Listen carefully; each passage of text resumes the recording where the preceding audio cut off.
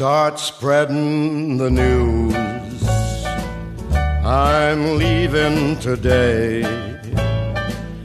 I want to be a part of it. New York,